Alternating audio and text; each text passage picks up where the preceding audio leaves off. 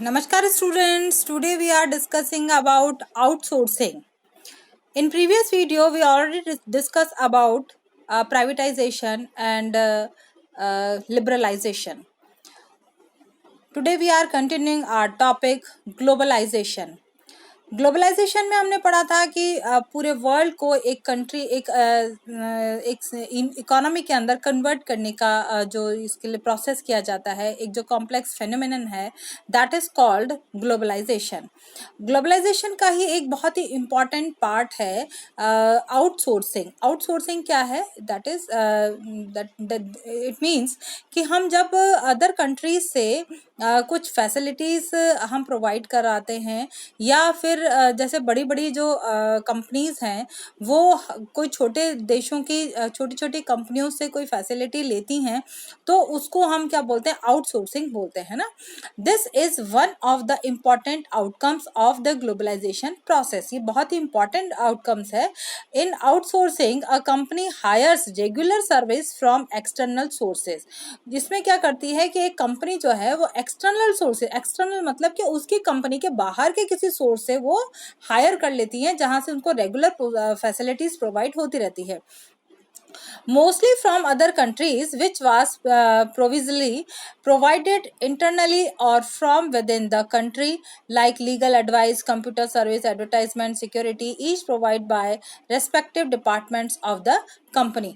चाहे ये अपने देश से लें चाहे बाहर के देश से लें, पर अपनी कंपनी के बाहर से किसी अन्य लोगों से जब हम कोई फैसिलिटी लेते हैं, प्रोवाइड हम कर मतलब कोई कंपनी हमें प्रोवाइड करती है फैसिलिटी, तो इसको हम क्या बोलते हैं? आउटसोर्सिंग बोलते हैं.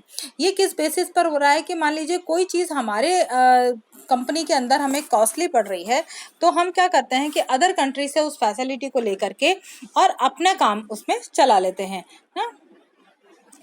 As a form of economy activity, outsourcing has intensified in recent times because of the growth of large modes of communication. Particularly the growth of information technology (IT), many of the services such as voice-based business process, popularly known as BPO यानी कि call centres. अभी देखिए जैसे कि हमने क्या देखा है कि कई सारी आईटी कंपनीज हैं जो कि अपने कॉल सेंटर्स से अपने काम करवाती हैं. तो अब जैसे मान लीजिए अमेरिका की कंपनी है, तो अमेरिका की कंपनी इंडिया के जो कॉल सेंटर्स हैं वहाँ पर जो लोग एम्प्लॉयज़ हैं उनसे वो अपना काम करवाती हैं.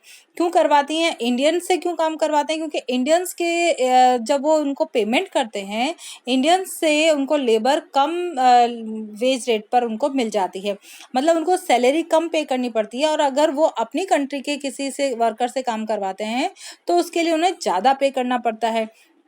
तो इसलिए क्योंकि यहाँ पर पॉपुलेशन ज़्यादा है और पॉपुलेशन ज़्यादा होने के कारण हमको या उन लोगों को यहाँ पर कम जो सैलरी बेस पर भी लेबर यहाँ पर मिल जाती है ना. तो यहाँ इसमें कॉल सेंटर्स में ये बहुत काम होता है. रिकॉर्ड कीपिंग,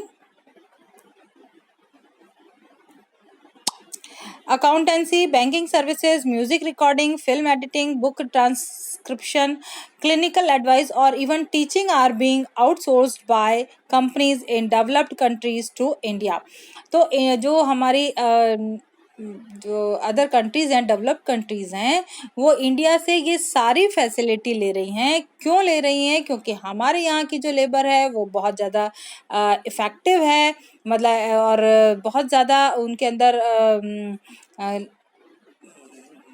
कौशल बहुत ज़्यादा है, और मतलब वो उनकी प्रोडक्टिविटी ज़्यादा है ना. हमारे यहाँ की जो लेबर है उसकी प्रोडक्टिविटी बहुत ज़्यादा है, और कम लीस्ट रेंट पर, लीस्ट सैलरी पर वो उनको अवेलेबल हो जाती है. Okay, with the help of the modern telecommunication links, including the internet, the text, voice, and visual data, in respect of these services is digitized and transmitted in real time over continents and national boundaries.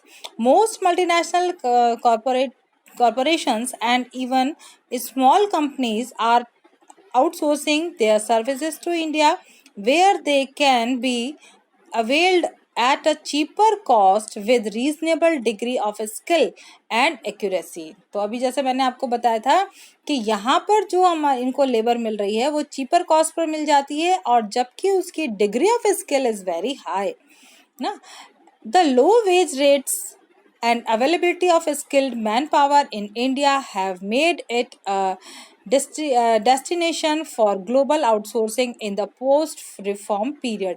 जो इसी कारण से हमारा जो India है ना वो क्या बना हुआ है, एक जो आउटसोर्सिंग फैसिलिटी प्रोवाइड कराने के लिए एक ये डेस्टिनेशन बन गया है ना, क्योंकि यहाँ पर लो वेज रेट पर और स्किल्ड मतलब हाई डिग्री स्किल्ड यहाँ पर अवेलेबल हो जाती है।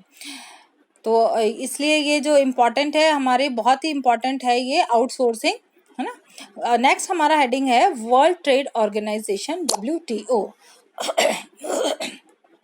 Sorry. The WTO was founded in 1995 as the successor organization to the General Agreement on Trade and Tariff Gate, was established in 1948 with 23 countries as the global trade organization to administer at all multilateral trade agreements by providing equal opportunities to all countries in the international market for trading purpose. अब देखिए जो अभी क्या हुआ है, ये WTO बना ना, जो वर्ल्ड ट्रेड ऑर्गेनाइजेशन है, ये 95 में ये फाउंडेड हुआ है ना। लेकिन इससे पहले क्या था, गैट था ना। गैट को चेंज करके उसको अब हमने आगे बढ़ा करके उसका नाम चेंज करके क्या रख दिया, WTO रख दिया है।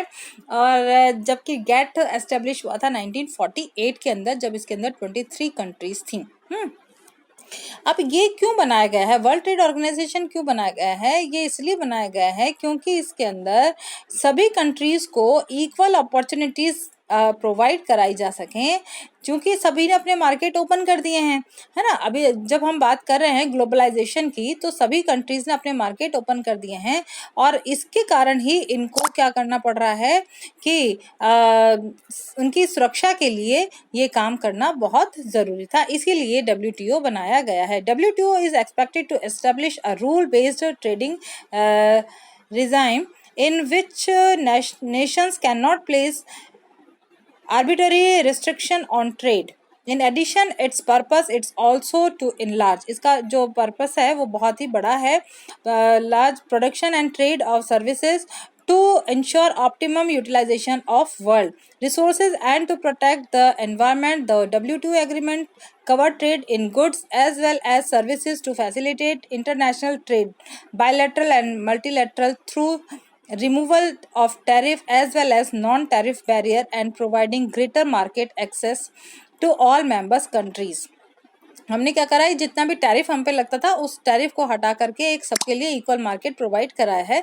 As an important member of WTO, India has been in the forefront of farming fair global rules, regulations and safeguards and advocating the interests of developing world. India has kept its commitments towards liberalization of trade made in the WTO by removing quantitative restriction on import and reducing tariff।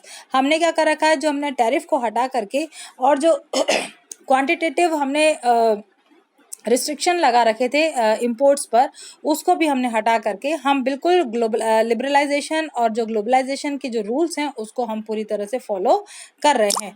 Some scholars question the usefulness of India being a member of WTO as a major volume of international trade occurs among the developed nations. They also say that while developed countries file complaints over agriculture subsidies given in their countries, developing countries feel cheated as they are forced to open their market for developed countries but are not allowed access to the market of developed countries. What do you think? कुछ scholars ऐसा मानते हैं, कुछ विद्वान ऐसा मानते हैं कि जो ये WTO बनाया गया है ये केवल डेवलप कंट्रीज के लिए बनाया गया है, क्योंकि ये सारे डिसीजन वो अपने डेवलप कंट्रीज के लिए ही देता है, डेवलपिंग कंट्रीज को केवल इसमें चीट किया गया है।